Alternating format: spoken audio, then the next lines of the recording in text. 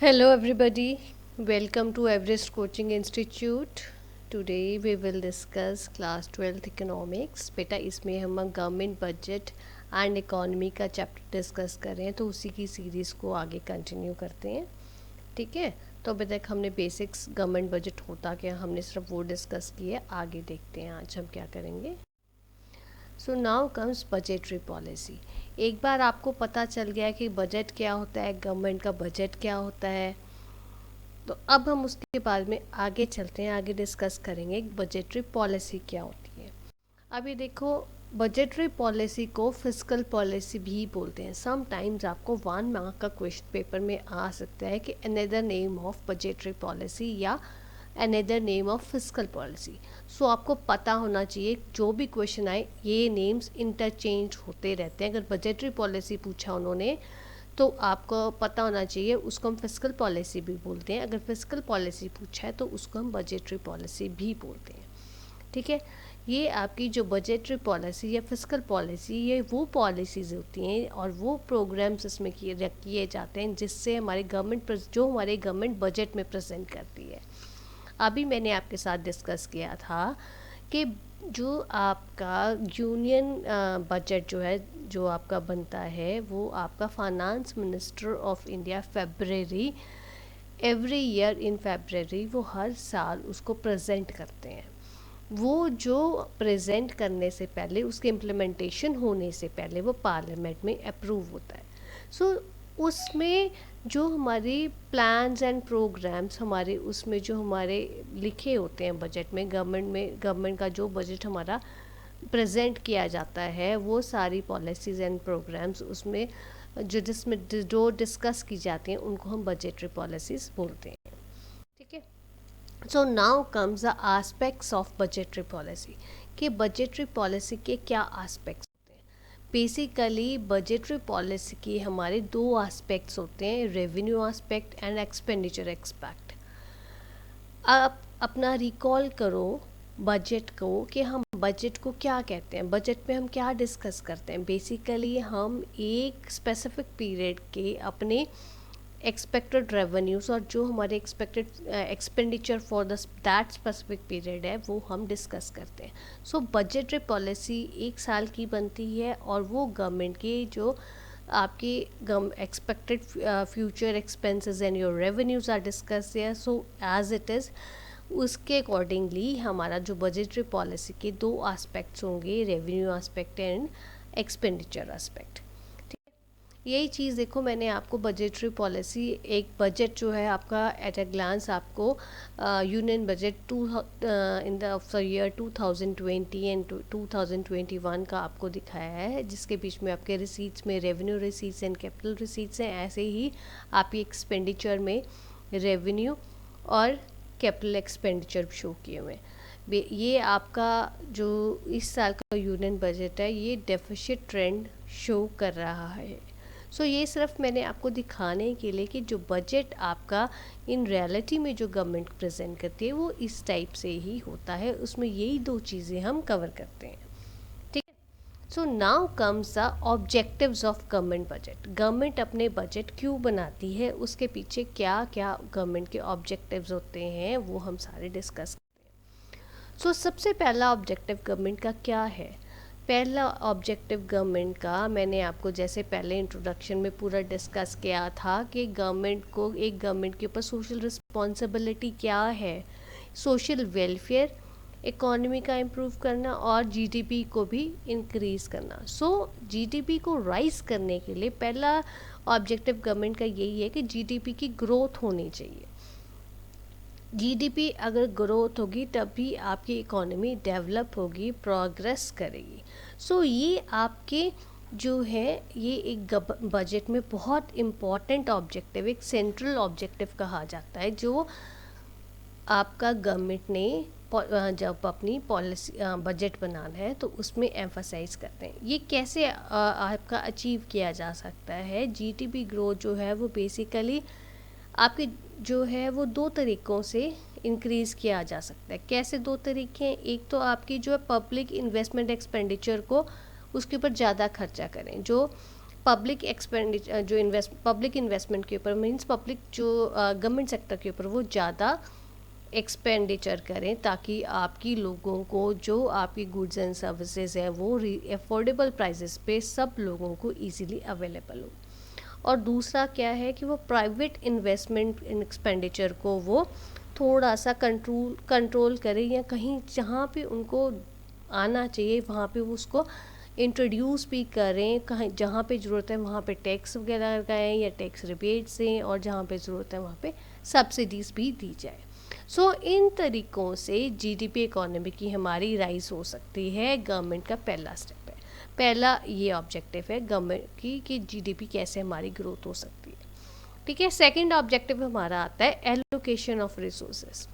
Allocation of resources में क्या होता है, देखो बेटे, आपकी डिफरेंट आपकी रिसोर्सेज जो है आप इकोनॉमिक्स के स्टूडेंट्स हो के इकोनॉमिक्स है हमारे किसी भी जगह पे हमेशा वो लिमिटेड भी होते हैं, वो आपके बहुत ज़्यादा अबंडेंट तो नहीं होते, स्कार्सिटी तो हो ही जाती है। So we number of goods are to be produced and these are to be regularly used, so in resources की हमारी स्कार्सिटी ना हो जाए, हमारे कम ना हो जाए, इसलिए उन रिसोर्सेज को प्रॉपरली एलोकेट करते हैं।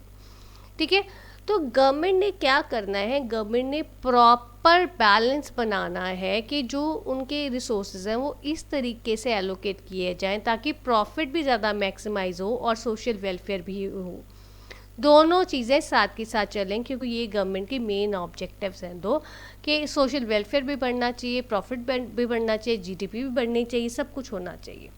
सो देखो कि जो हमारी प्राइवेट एंटरप्राइजेज है वो तो ऑब्वियसली वो अपने रिसोर्सेज को उन जगह पे ज़्यादा लगाना चाहेंगे जहाँ पे उनको प्रॉफिट ज़्यादा हो, बट ये तो ज़रूरी नहीं है कि जिन जगहों पे वो प्रॉफिट्स के लिए जहाँ पे वो इन्वेस्ट कर रहे हैं, जहाँ पे वो ज़्यादा पैसा लगा रहे हैं, उनकी प्रोडक्शन कर रहे हैं, उनकी इन्वेस्टमेंट जो उनकी चीज़ों की प्रोडक्शन होगी जहाँ से उनको प्रॉफिट ज़्यादा वो अर्न करेंगे, वो हमेशा जो है सारे हमें हर चीज़ हमेशा वो इकोनॉमी के लिए अच्छे हों।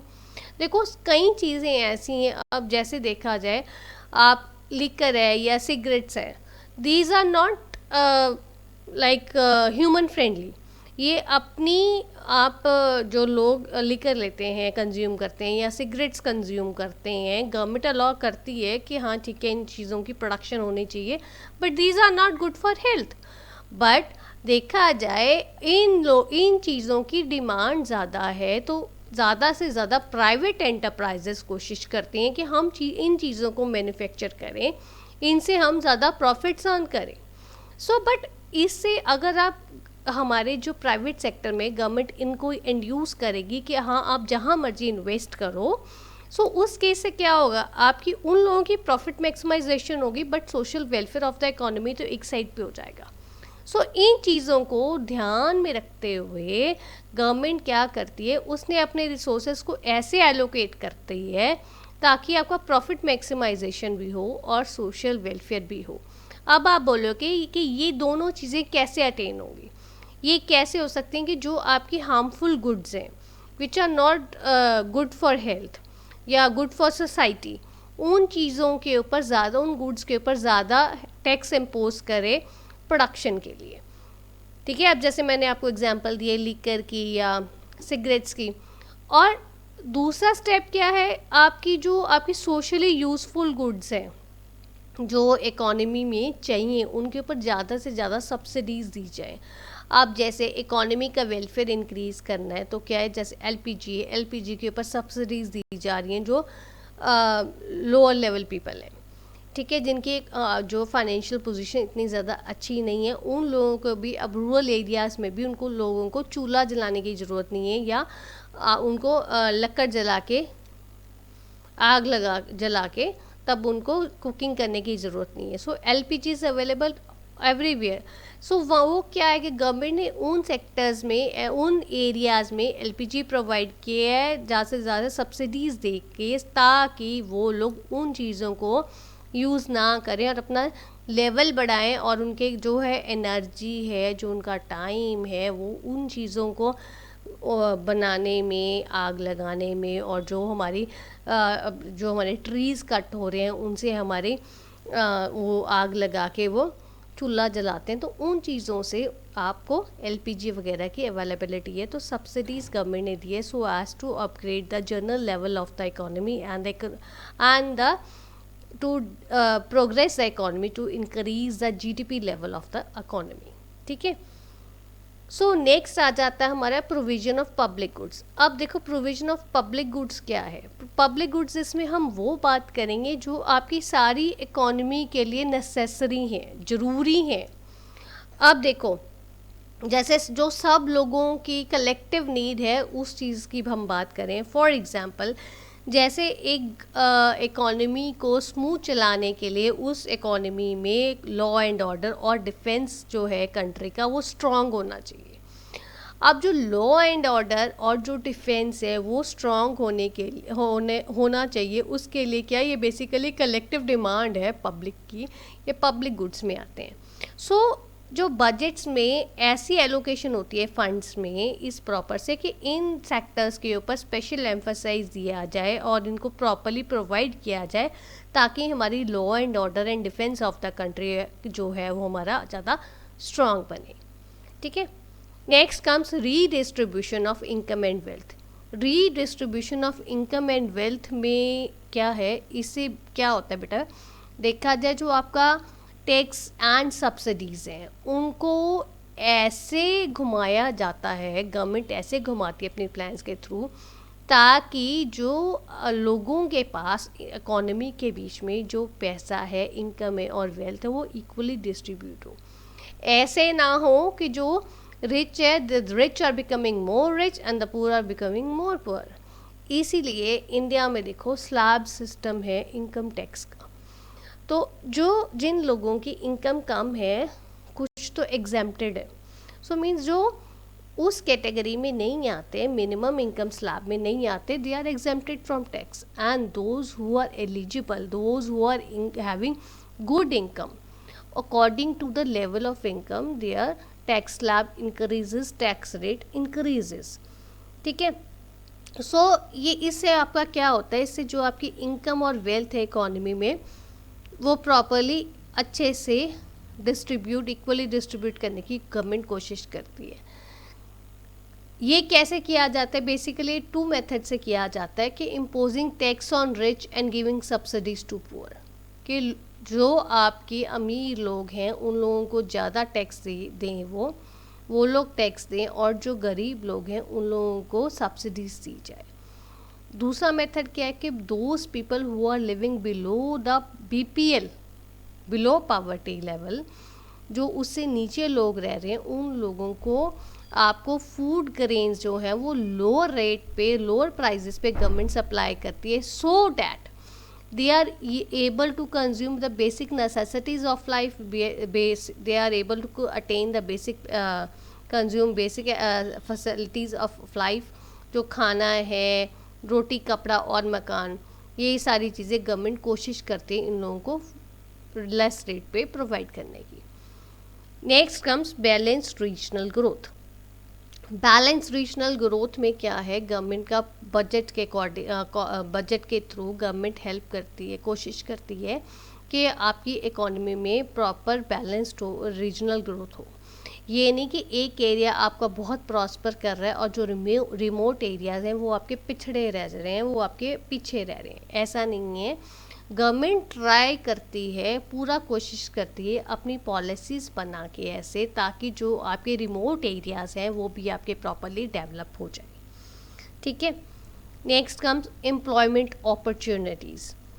एम्प्लॉयमेंट अपॉर्चुनिटीज़ गवर्नमेंट का हर साल बजट में ये एक स्पेशल फोकस होता है कि वो नई नई एम्प्लॉयमेंट अपॉर्चुनिटीज़ को ग्रो करें so that all the unemployed youth gets employment. आपकी इकोनॉमी का जो है हमारा जनरल लेवल जो है, जीडीपी जो है हमारी वो राइज हो, लोगों की जो है सेफ्टी और हेल्थ और लोगों का जो फाइनेंशियल स्टेटस है वो इम्प्रूव हो।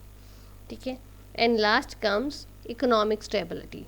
इकोनॉमिक स्टेबिलिटी में क्या होता है, आपको जो आपकी डिमांड एंड सप्लाई की फोर्सेस हैं मार्केट में जो हमारी चलती हैं, जिसके साथ हमारी सारी गुड्स की आपकी डिमांड एंड सप्लाई से गुड्स की आपकी चलती है, उससे आपके ट्रेड साइकिल्स बनते हैं जो आपके आ जाता है, जिसको हम कहते हैं कि faces of recession, depression, recovery और बूम इन द इकोनॉमी। ठीक है।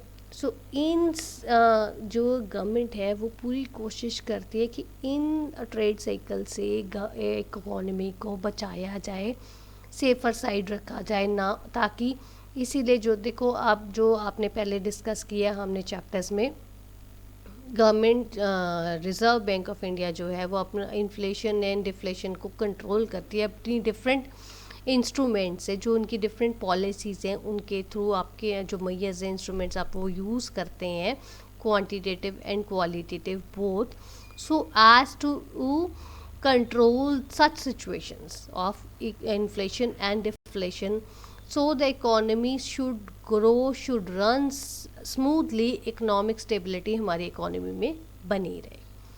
ठीक है। ये हमारे सारे ऑब्जेक्टिव्स हैं जो हमारी गवर्नमेंट बजट में हम करते हैं, जिसके कारण गवर्नमेंट जो है बजट बनाती है इन सारे ऑब्जेक्टिव्स को ध्यान में रख के। So this is all about today's video. If you find any difficulty, you are most welcome to give your feedback in the comment box. Thanks for watching.